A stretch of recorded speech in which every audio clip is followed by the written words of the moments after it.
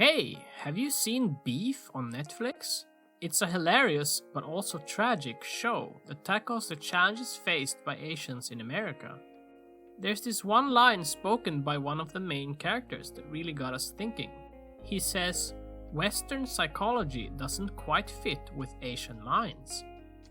But have you ever wondered why he would say that? Well, in Asian cultures, it's not as common to openly discuss emotions like it is in the West.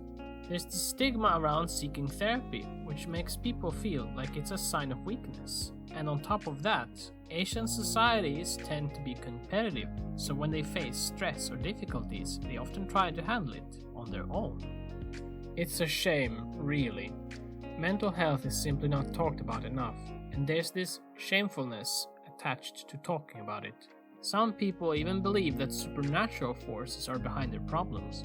And for those who experience mental health issues, one common symptom is CPTSD. It's a bit different from PTSD, which is often triggered by a single traumatic event. CPTSD, on the other hand, stems from chronic, repetitive trauma in difficult relationships.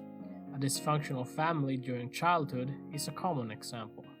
In Asian families, parents tend to be stricter compared to the West. Children are taught to follow their parents' rules and accept punishment without question. Of course, this creates a lot of self-blame and guilt. So when children face verbal or physical violence, they often choose to survive in this environment by remaining quiet and obedient.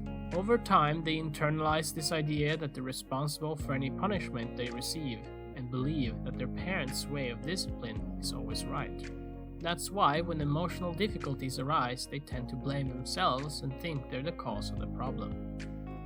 It's a complex cultural dynamic, no doubt. We really need to approach mental illness just like any other health problem.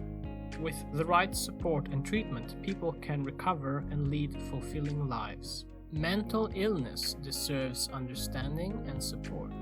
We need to break the stigma surrounding it and provide the necessary resources and care. Unfortunately, even when individuals want to seek help, most Asian people might worry about negative labels from their families or society, making it difficult for them to address their issues. And sometimes, if they do receive treatment, the high costs can make it hard to continue. If we contrast this with Sweden, they approach mental illness as a more neutral topic. The government provides subsidies to ensure that people can afford ongoing psychological treatment without sacrificing their livelihoods. For instance, they offer benefits for those who are diagnosed with an illness, and they provide reduced prices for medication and treatment that are part of their regular lives. Of course, it's not like things are perfect there either. There is still a lot of stigma regarding mental illness, but at least seeking help is easy and accepted by society as something similar to a regular doctor's appointment. In today's world, mental illness has become a common issue.